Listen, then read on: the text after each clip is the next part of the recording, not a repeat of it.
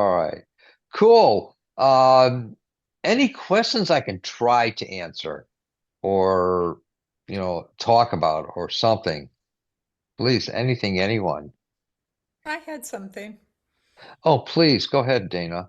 Okay, so we were talking the other day about like people having emotions like disgust or whatever, and that being resistance. Yes. And and I'm going to throw in boredom and a bunch of other things like that in with that. Can you talk about that?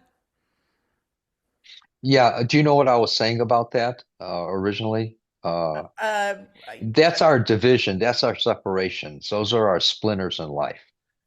right. And those things are even the boredom, the complacency, or the just not caring about things, or even going into having comments about people or in our head, even though we're not expressing them. It's coming from our heart. And that's what's separating us when our heart isn't open. The only way to give is to give from the heart, which creates a feeling. And that's what the mind of that godliness, the divinity, is waiting for, is that opening of the heart, especially from compassion or just the idea of wanting to give, even is is a an opening for that godliness, the Christos, the Son, to want to uh, express through us. And not only does it uh, have a picture to it or an understanding to it or a compassion to it, it carries the feeling. That's the original word, is that feeling that's behind all that. And that's how the word gets expressed. It also, uh, to bring in a lot of aspects that we're doing, it also is a way for people to notice that you're telling a truth, even if it's a feeling that you have for people. It's telling a truth that's going to affect them and attract them to you, if that makes sense. Mhm. That makes sense. And so, what if it is more directed at yourself or your own situation? If we can, as far as directing to ourself, if we can have that sense that changes us, literally, it changes us inside. Uh, it's our longing. It's ingrained within us to find that within us. And what we're finding is how much, if we can focus on how much God may love us just for a moment, how much the godliness, the divinity, the creator, the nameless one, a higher consciousness, how much it loves us, whatever we call it, it doesn't care. Then we get a sense within us of an overwhelming feeling. That's the sense. That's in that overwhelming feeling, we're getting just a touch of it, of what it has to offer us. Hmm. Does that make sense? Yeah, it makes sense. So, so I'm looking for ways to, I guess, override that, or All get the away other from the chatter? resistance. Yeah, yeah, get Yeah. away from the resistance and Yeah. more into And the the resistance is really chatter. Uh, It's nothing more. When we're not liking someone, that's just chatter. It's really irrelevant. It's a prayer, but it's chatter. It's an escape from reality because we don't think that we're having our proofs of that reality. And the only way to get the proof of the reality is to focus on, I wonder how much that godliness or that divinity loves me. And if you can focus on that, there's a reciprocal reaction that's truer. Okay. And that's when everything starts, when you do that purposefully, just out of nowhere. I wonder how much God loves me, or the universe loves me, or the divinity, whatever you call it, higher conscious loves me. If we can focus on wondering about that, that's initiating it. If you can stay there, ideas will come to you and understanding will come to you. That's what you're looking for. And that's what it's looking for as an opening. It's always there. It's just Right. waiting for us. Yeah. It's And so our you could get, ancient, ancient calling. okay. And so you would just do basically that exact same thing with no matter what it is. So if it's Yes. boredom, then it's like, I wonder what would excite Complacency. me, or yeah, Yeah. or what would be That, exciting, or and there's nothing that can replace that depth of that love that it has for us. Nothing. No earthly thing. Lonely people, same thing. If they were just to use their imagination, how much, does it really love me? And if you wonder about it, what would it be like if it did love me? That's going to get you there. What would it be like if it did love me? And imagine, let your imagination to image in action that happening, it loving you. That's the cat's meow right there. okay. Yeah. So yeah, I was just basically But I'm looking for ways to tap into that more and stop, you know, going through the cycle or the pattern of, falling into the other. Yes, that will stop it. If you practice that, you'll get a taste of it for a moment. Then, oh my God, I just, I perceived that. I wonder how much more it wants to share with me of that. So when we are you saying that when we have like a negative feeling about someone or something, it's really resisting that That universal love. love? Yes. It's just a symptom of a problem in a way, or a symptom Yeah. of resistance? It's a symptom of resistance, avoidance. And Is we're sort of resistance, the resistance is an avoidance because we want to belong to the world, which is really we want to be loved and we want to love, but we don't know the availability of it because we're taken so far away from it since birth. so do we mix it up? I mean, we're here on Earth to be with other humans, but we get mixed up on that unconditional love and what the real source is. Well, it's not told to us, taught to us that we can do these simple things to re-find it. This is our longing, unbeknownst to us. This is why there's such a thing as the Groundhog Day. Keep coming back again and repeating again and again and again, etc. This is our true longing to be of that nature, of its nature. And the only way we can be of its nature, I wonder what it would be like if this were true. Then we start to tap into it. And the next time we find we're capable of tapping into it a little bit longer, or you'll see that the expanse of it gets greater within us as we purposely relearn that. We find that, oh, it's so difficult to do, but it's really the easiest thing to do once we find out that we can do it. And the yeah, real work is uh, experimenting and trying it yeah. And remembering to do it. and remembering, bring the members back. Yes, yes. Steve, please.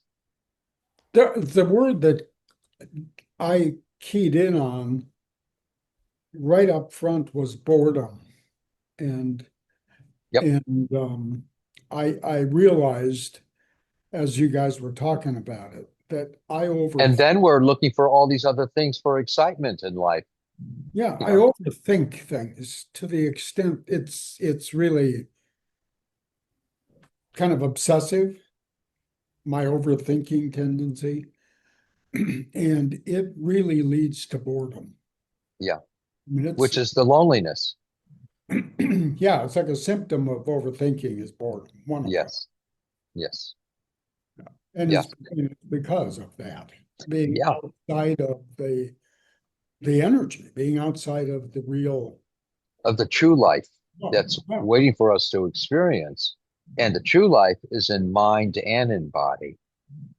And it's just waiting for us once we begin to ask ourselves the question, you know, I wonder how much it can love me.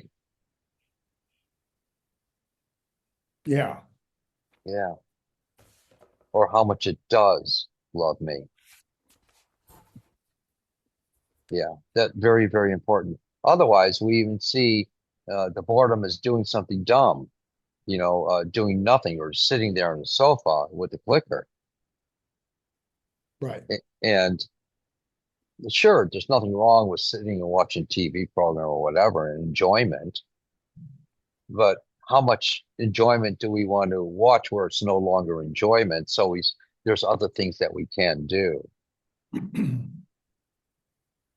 Yeah, Nothing enjoyment wrong. versus Yeah, yeah. distraction. Yes, exactly. And there's an inertia in that state that's Exactly. got energy to break out of. Yeah. But, we've had a taste of the boredom and we've had a taste of the loneliness. So, uh, at one time or another, we start to use that as we experience it again, saying, oh, this is valid. I can be bored. And we start to use it again. And then, okay, I've had this experience. It's proven itself. I can be bored. And then we go back to it again and again and again in that loop of it. Whenever a situation in life is reoccurring, we want to go back to that. This is a time to be bored. Or after I've done something, then I don't have to do anything for a while. Right. Yeah. Yeah. They're just learned patterns. It's chatter. That's what we tell ourselves, so we teach ourselves again and again and keep it in a repetitive way. That's a real pattern. The last thing you said, Mark, for me is, you attain a real connection with real love, Yeah. universe. And then you kind of settle back and say, okay, I've accomplished it. Yeah. I've had my spiritual experience for the day Yeah, or for the week. right, right. Yeah. I Now I can go back to gotta normal relax now. Yeah. because we think that we're going to miss the world. In reality, it's even more missing of that divinity that's wanting to show itself to us that we can participate in so freely, which is so much greater than the spiritual experience we just had. Yeah. The spiritual experiences are also distractions. Yeah. And it's in the distraction that okay, I've had it, and now I don't have to do any more. We don't think that we can do more or fall into it deeper. It's just like with healing, there's so many times I've gotten bored with healing and oh, I want to quit. I've had my time, with it or whatever. But then uh it comes to me, well, do you know about this with healing or do you know about that? And sometimes I would say, no, I don't, you know.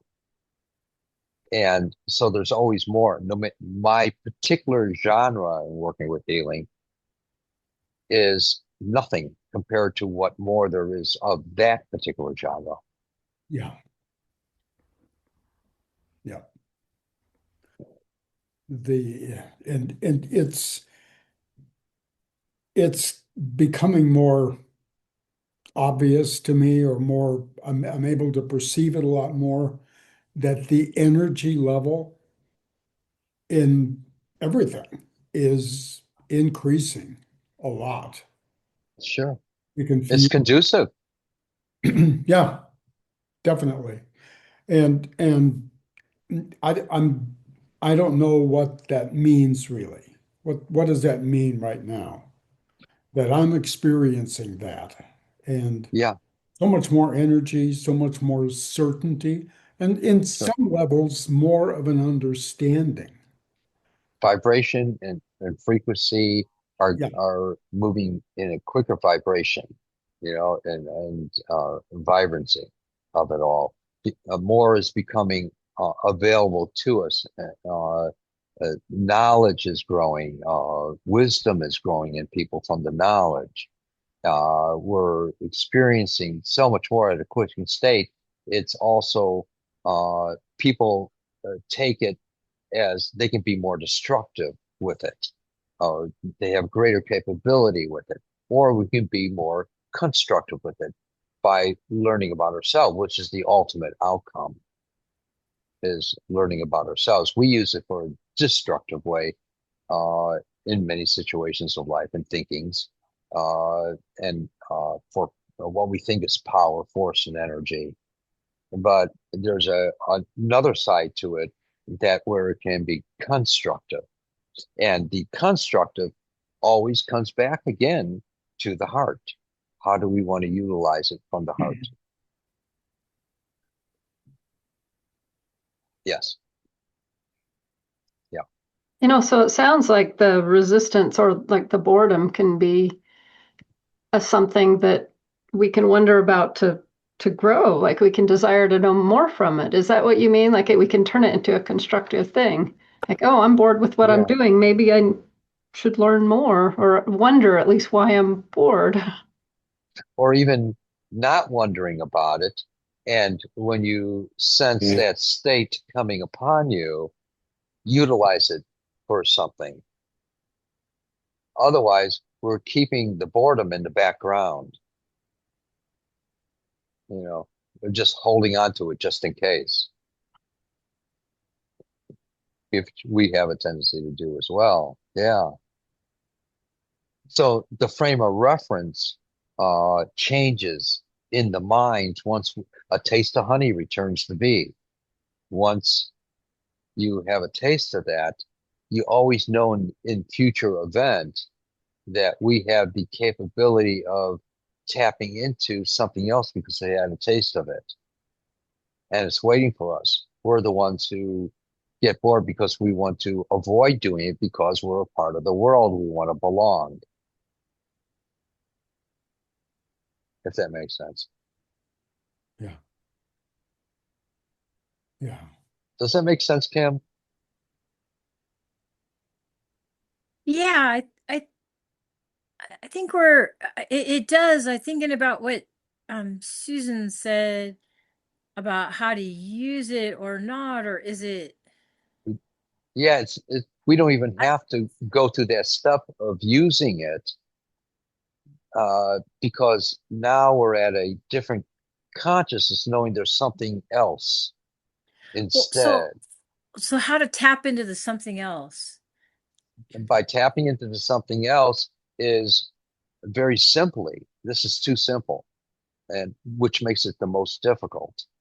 Um, Very simply, excuse me, by wondering what the love of God feels like within us. That transforms the consciousness right there of boredom. And does that sort of sends a motion or a wave in that energy field to open up to other possibilities or opportunities that I may not Call even see? call it what you will, but it opens us up to discovering ourselves more, and the enthusiasms will be a part of that. Even if we have a job, 9 to 5 or whatever, it doesn't matter. Doesn't matter. We're we're always finding ourselves on the verge of discovering more about ourselves. And we even find ourselves participating in our 9 to 5 job even so much more, which is creating an effect. Okay. Does that make sense, hon? It does. It's kind of what I need to hear tonight in a way. Cool. Awesome. Me too. One of the things that I heard from Reverend Michael Maciel, he posted a uh, treatise or kind of a discussion on a Robert Heinlein book, The Pilgrims in Space, wherein the lesson was, it was a discussion of faith versus belief. The lesson was that the antagonist learned that there's always more, so much more that we don't know. No matter how much we know about ourselves or learn about ourselves, there's always almost infinitely more. And for most of my adult life, I've seen this endeavor as being kind of a small box thing, a small enterprise. But to realize that it is, in effect, infinite in terms of the opportunity for growth, the amount of growth that's available to us. And not only in a global view, but in a single objective or a single understanding, it's unlimited. Yeah. That's why we can never comprehend it all. There's just so much, it goes deeper and deeper and deeper, and it's exciting. And it helps me to avoid the boredom. And this is one of the things that I've kind of gotten a little better at in the overthinking thing, Yeah.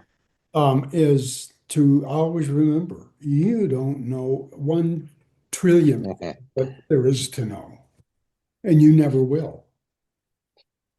Correct. Correct. That's Yes.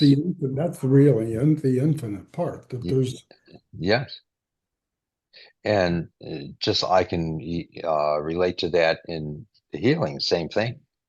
uh, There's times that I've said, okay, God, show me a new way of healing or working with healing. So what that mind does, it brings together the experience of humankind, and it'll show me how an aspect of humankind did something that was like the magics, uh, even before we think mankind became conscious.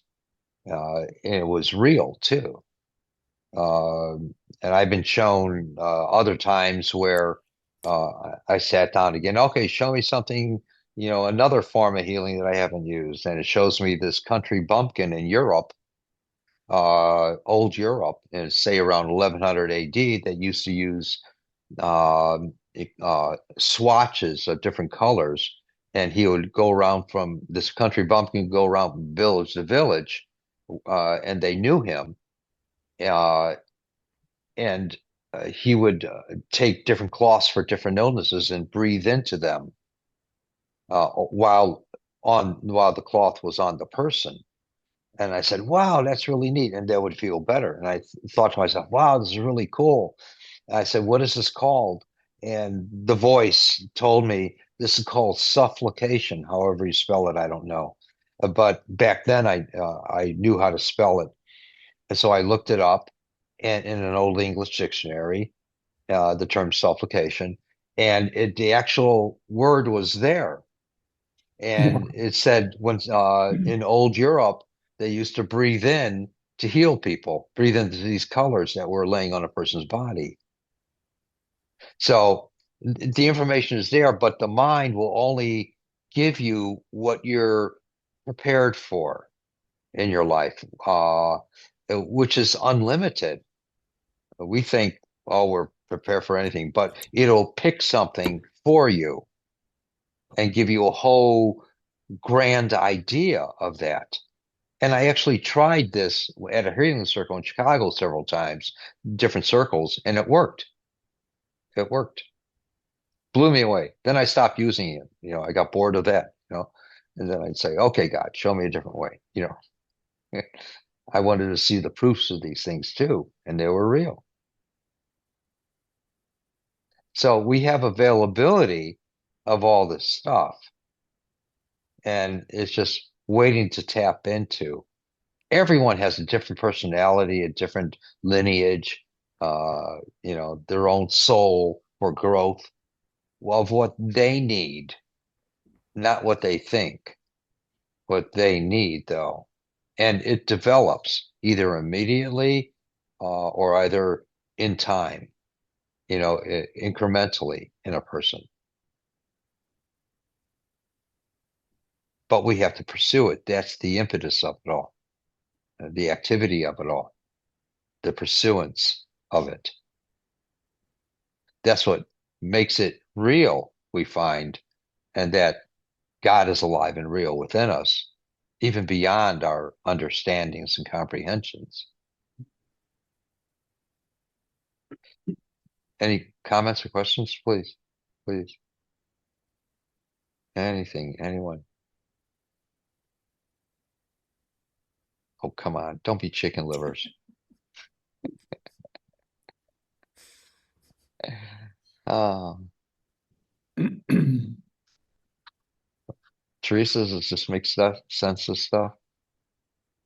Yes, it makes sense. What was my question or Yeah, I'm wondering. my pondering? Um, because I know we can observe what the thought or feeling or situation is, but how do we turn it around and just say for instance today there was something at in work because everybody's in secure mode, trying to secure whatever, and things appear like competition when I would rather them be collaboration. And I'm like, do I just stand back and observe that? Do I participate? Do I, just wait for something to change? You know, Yeah. I remember one time many, many years ago when I worked at Motorola, I didn't know anyone. I wanted to be friendly with people and have people be friendly with me, breaking into a brand new company I was working with. And so, and I was in the repair uh, em- area, and all these hundreds of people around me working in machinery and doing other things, tasks. And so I saw these 4 or 5 guys in the center of the floor just talking and joking away. And so I figured, oh, I'm going to go up to them and and just listen at first. That was my plan, to listen, to see where I fit into the conversations, if they would talk with me and be friendly. And I figured, oh yeah, they're going to be friendly with me. And so here they are, and I walked up to them. They all looked at me, and then they continued the conversations, and I was just listening to see where I could actually fit into the conversation about something, anything. Yeah, And yeah, so here they are, they're talking about uh, how they beat up people and how they, raped women and, and they got in fights all the time and whatever. And they're looking at me, see my response. And I didn't say anything. I just smiled and I nodded my head, didn't say anything. And that happened several times, several nights in a row. And then there would be other conversations that was sometimes happening. They asked me a little bit about myself, and I just said very little about myself. And then over time, all these stories that they had to say started changing because I didn't give life to them. I gave literally no life to them at all. And I would just smile, nod my head, but I knew that it wasn't me. And um, and so over time, the stories completely stopped and they turned wholesome. And that's my answer. I didn't give any life to anything. When they told a story, I watched it dissipate in their head that they couldn't remember it. That's yeah. my answer. Did any of those guys ever individually reach out to you? Yes. Okay. Yeah. 3 out of the 4 or 5. Yeah. Yeah. That's that group think with testosterone added Yeah. can be can be a real dynamic. Yeah. Yeah. They saw that I wasn't a threat, and that was it. I wasn't a threat, and because I gave no life to it, I wasn't a threat. Yeah, Yeah. yeah, that's good. That's cool. I like that. Yeah. I've seen that many, many a time. And that's why I tend to see people that are like bullies or other people as a dear friend that I haven't seen in a long time. They can feel that. In other words, they're sensing that. That's what God moves through, is that sense. That's the word that's coming forth. That's the word that's coming out, is this through the sense. And there's an essence behind it that influences people. So you could do the same thing then with, say, imagining somebody to be empowered to do something, right? How do you mean, please? Okay, so say somebody is, so say somebody's very negative and they can't get out of a negative loop. And so you could start imagining that something positive happens and that they notice the positive, and then you just keep imagining them noticing the positive and noticing positive things happening. As long as I'm loving them from the source, letting the source with all my heart come out, that's the important ingredient there. That's the important ingredient. And when I put me in there, um, Like what you want. Yeah. yeah, Yeah. exactly. That's going to distort it and dissipate any prayer that you might have. But if you were doing it from a place of sincerely, Yeah, like wanting to see that around you, yeah, just generally, even like kind of like you were saying, with just sure. And there's admiration for the people that I really dislike. And if we can find an admiration, like they're my lost brother I haven't seen, they can feel that. Or my lost sister that I haven't seen, they can feel that. Hmm. In a And way, they're going to, yeah, what they're going to, you're, wait a second, what they're going to do is try to sabotage that because it's against their grain of survival. And, but if you maintain it over time, they fall prey to something creative. Go ahead, Kim. I apologize. oh no, I apologize. So it's in a way, is it consciously letting source work through you? Like We have that acknowledging that? opportunity to do that by stopping ourselves. I wonder how much that divinity or the godliness or the universe loves me, and I wonder how much. And then uh, you're seeing an image of vibration, frequency, light, an essence of what we call God touching us in what we can imagine. We're imaging it in action through our wondering, how much can it? And you wonder, how much can it? And you put pictures to it, and you'll see that you feel something inside. There's an essence that touches you. Does that make sense, hon? Yes. Okay. Yeah. That's the simplicity, but the complexity to do it. It's too simple, but it's the most difficult thing to do. And it'll give to us uh, way beyond our expectations. But the more often we can remember to do that, the greater it becomes.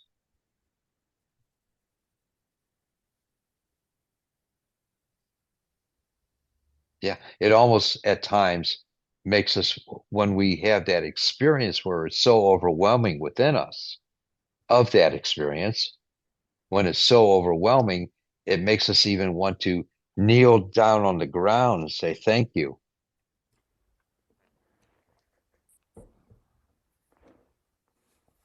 It's incredible. I would say it's the cultivation, the practice of what's Literally, it's bringing the it back. practice, Yep.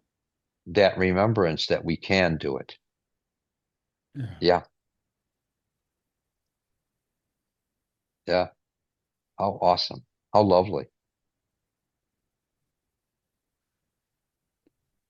I know you can't, but if you could do that, what would that be like in feeling that depth of love?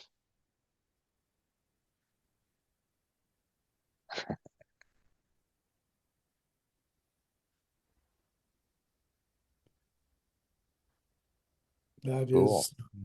is that is something that I look forward to very much. And that's all I can say about it at this point. Yeah. I really You're, look forward to it. yeah, me too. Yeah. Yeah. Um, Cool. it's abstract Yeah. and when it becomes other than abstract, when it becomes real, Then the picture starts coming in. Uh, it turns into a form within us that becomes more real. And we see the abstract as a divergence from it. yeah, yeah. One of the things that I struggle with a lot is being reactive when I should be responsive. I'm very reactive. I mean, it's just, uh, and I don't know if you can relate or if I need to explain that a little more, but the Everyone is reactive. Show me someone on this earth who isn't to some degree. Even if they're showing how they're not reactive in public, wait till they get home. You want to see what they're really like. yeah, And uh, we all have situations in our life that we don't like. That's reaction. We all have situations with people that we wish we could have said something else. That's reactive. That's condemnation for ourselves. You know, we all have reaction. We live on this earth with a bunch of people that live in survival mode. They either want to control, or they want to be controlled, or they want to control someone else to control them. We're all in the reactive mode. We all want to belong in some way. We all want to love and be loved on this earthly level. It's all reaction. But the idea is, at times as we can, to recognize that during the experience or the conversation in your head that you aren't even saying out loud, during that time or after that time, as we remember the conversation in our head or the activity that happened, Mhm.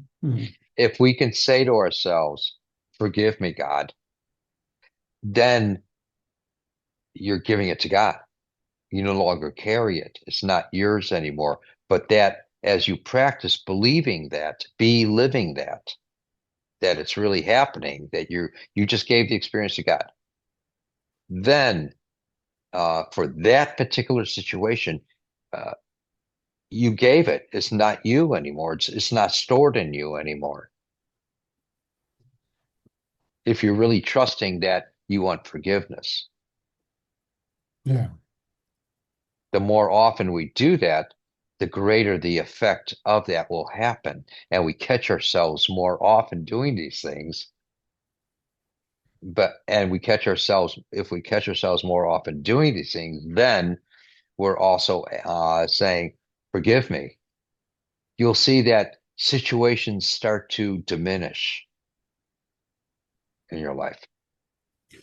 and be replaced by responsiveness, Yes, which is being in front of the curve. And which is our true maturity. that's my goal. That's my striving, is to be responsive rather than reactive. That's where all the true, not only maturity, but that turns into morality, Yeah. the real morality. How awesome. Yeah, cool. Dana, anything, hon? No, no, it's good. It's all good. Kim, anything? Depends on the next question.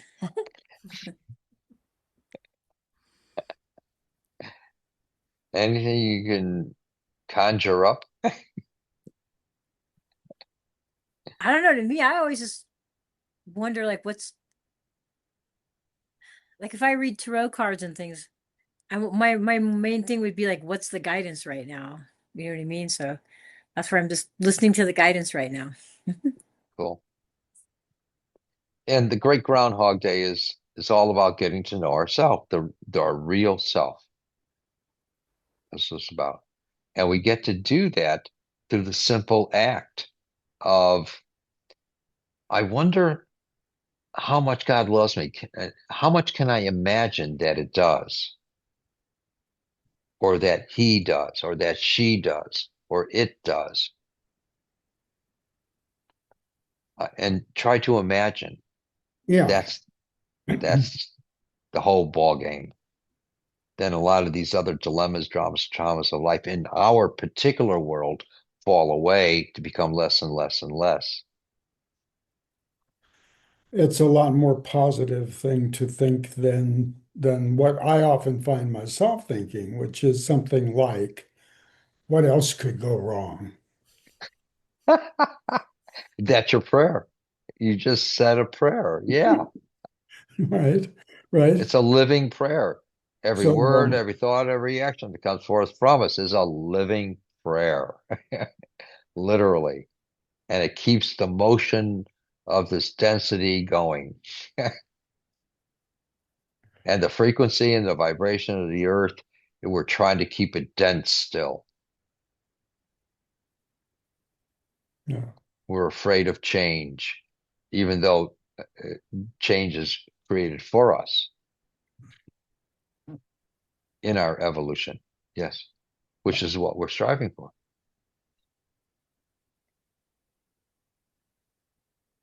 How cool. How cool. Are you there, Christy? Oh, there you are. Anything in particular?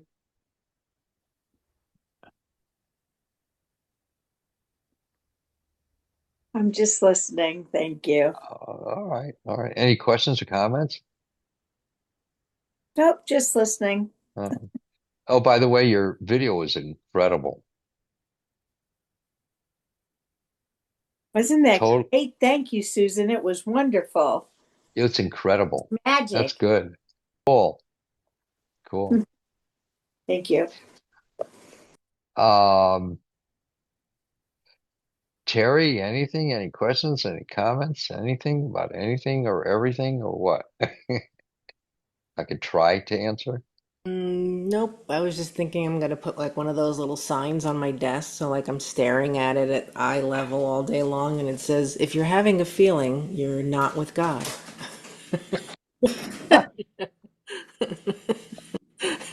Like, Or it's not really a true feeling. like check back in. What's a true feeling? The true feeling is the adoration. The false feeling or the um, subjective feeling or the reactive feeling is self-edification.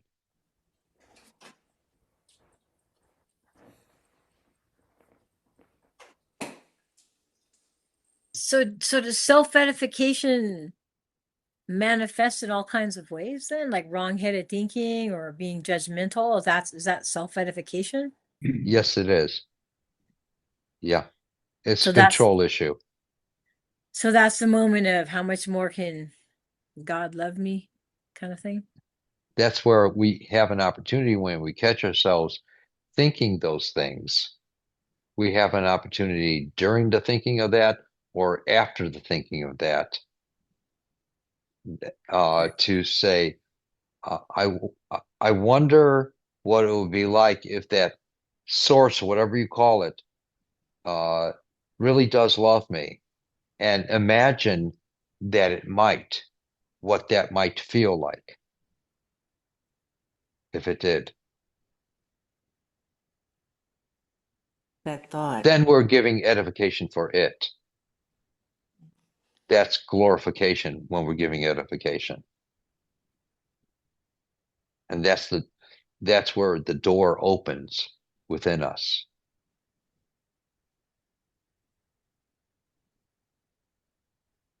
Cool. Good questions. Questions. I had that thought the other night of, does God really love us?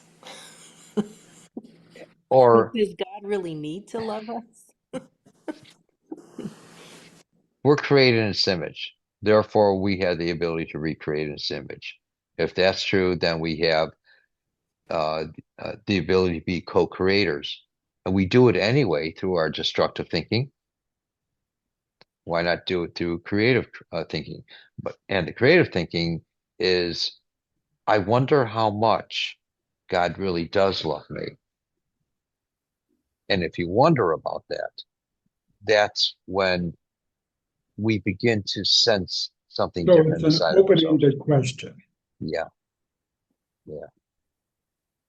But we get to take ourselves out of the destructive question and bring it into a creative question where it has an open door to express itself to us from within us.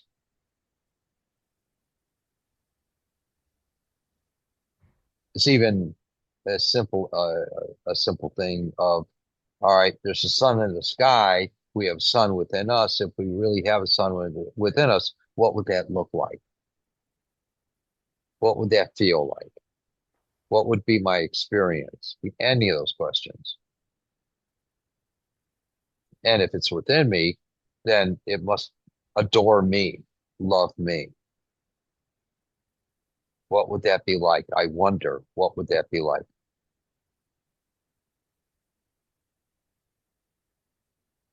Use your imagination to image in action.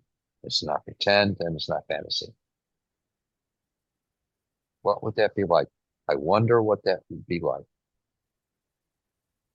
And keep wondering about that.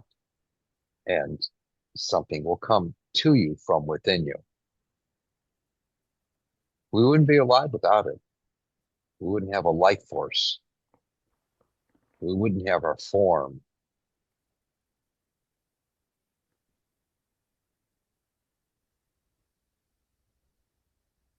We're here to find these things out. Thus, we have the great Groundhog Day. Again and again and again, repeating the same patterns. Each life and every other correlating life, even in other multiverses. The soul is always working these things out in order for us to recognize ourselves. It's always presenting to us situations, and we wouldn't have these situations unless we were prepared to handle them. As much as we see them as horrific or whatever, we're always given an opportunity to witness ourselves, our truer self. Now I'm going to hear Sonny and Cher. What's that? I love you, babe. The Oh, song on the radio. yeah, yeah, yeah.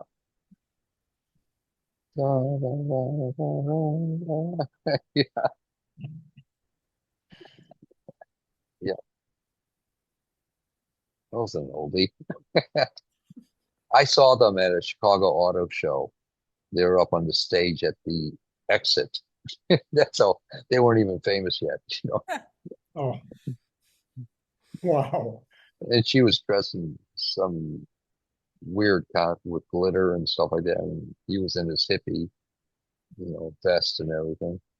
And they were singing that song, "Love You, Babe," you know, at the exit of all places. Some people would stop by and listen to them. That had to be a long time ago. Hey, been there, done that.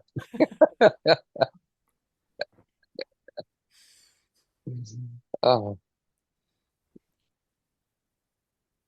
I thought it was corny music back then, until a couple years later. You know, I said, "Oh, wow, that's so cool. Far out."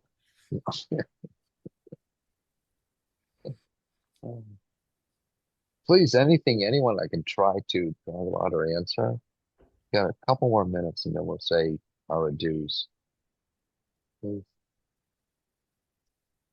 No, I was just thinking about what you were saying about, on the same topic of this and asking the questions and well, like this fire that's going on here. And so immediately what I was doing was imagining that the everything was fine, the fire was put out. But it's interesting when you see all the alerts, and you were saying before how people always go to the worst case scenario because Yeah. it's already in the mind that way. Mhm.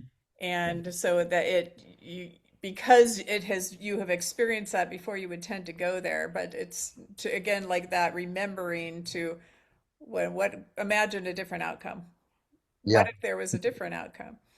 And another aspect of different outcome is seeing yourself without the worry, without the frantic, without the crazed, dynamic going on. Hmm.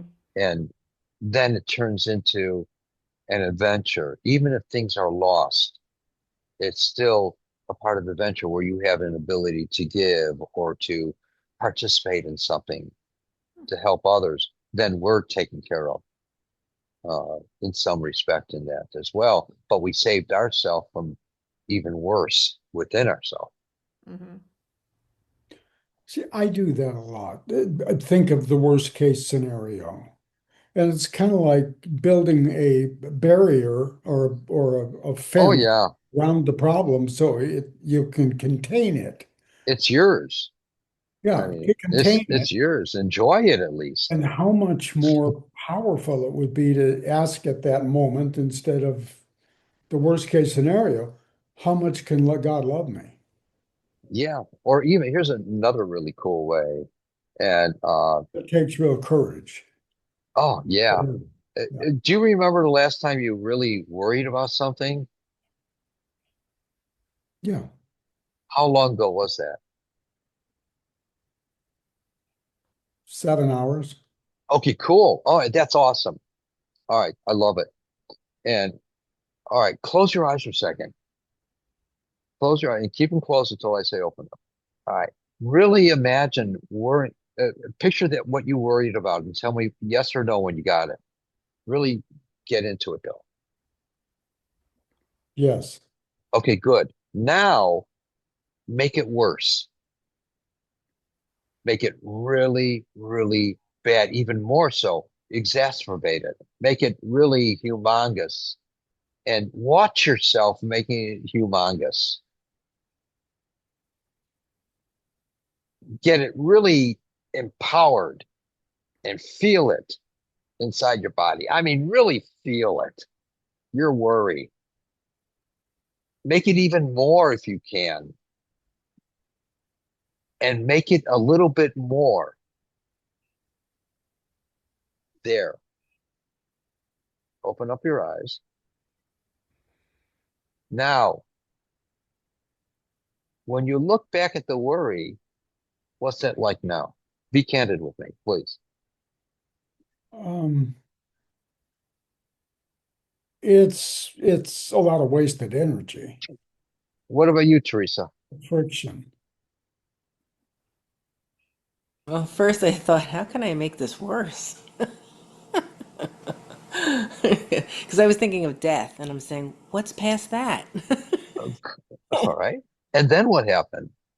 And then it was like, okay, so we're making a lot out of 'cause we're the creators. We're creating it. What happened to you, Susan? Well, worrying kind of felt like I was doing something about it, and so when I looked at it, it made me kind of laugh. I'm like, well, that didn't help. Dana, did you imagine anything? I did, yeah. I burned down the entire city, like the worst case scenario. And then all of a Yeah. sudden it just went to like almost like I was just going poof and like putting out a tiny little flame, and it was just over. Yeah, it was just kind of done. Yeah. And you're still here. Yeah. Yep. Which Damn. not that I was that worried about the fire anyway, but Yeah. it just like I just kept noticing, like I said, because you keep getting these alerts, like, oh, it's moving closer, it's moving closer, it's moving closer, and again, I'm not concerned, but at the same time, you're like, I was noticing the pattern, because you had talked before about how you go to the worst case scenario, and that starts Yeah. feeding upon itself, and I'm like, okay, I'm going to go Oh, the other direction. I know. I But I know. kind of like that, just making it really bad, and then just poof.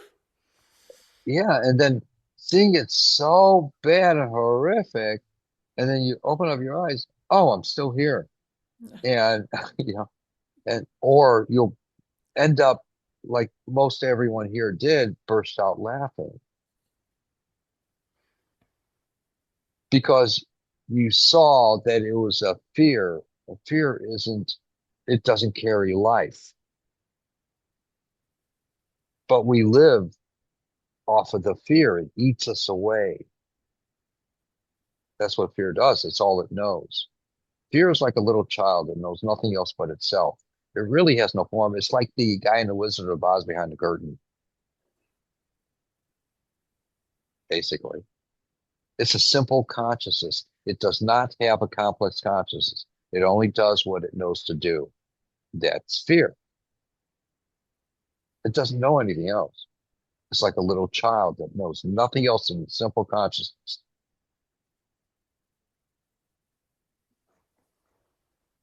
All right, everyone. It's been a real pleasure, Rosso. That's Italian for Starbucks. So, all right. And I'm looking forward in 2 weeks. Enjoy, have fun. Blessings to you.